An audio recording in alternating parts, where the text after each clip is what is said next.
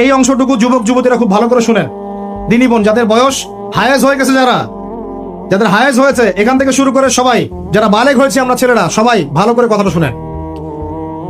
বাংলাদেশে পিছন থেকে একটা নতুন সমস্যা রাইজ করতেছে। সমস্যাটা হচ্ছে, এমনিতেই আমাদের ছেলে মেয়েদের মধ্যে হারাম সম্পর্ক ছিল।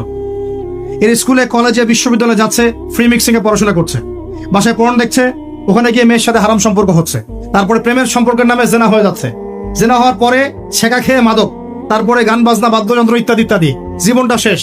এদিকে ওই ব্যভিচারী মেয়েরা কারো কারো ঘরে যাচ্ছে, দাঁড়ান আমাকে বলতে দেন, ব্যভিচারী মেয়েরা কারো কারো ঘরে যাচ্ছে, ওদেরকে নিয়ে আপনারা আবার সংসার করতেছে। এই হচ্ছে না সিচুয়েশন।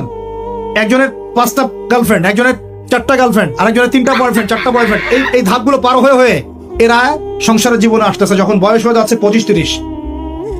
সমস্যা কিন্তু এটা ম্যাক্সিমাম সবার ক্ষেত্রে হচ্ছে বলবো না, অনেক একটা বড় অংশ এই সমস্যা ফেস করতেছে।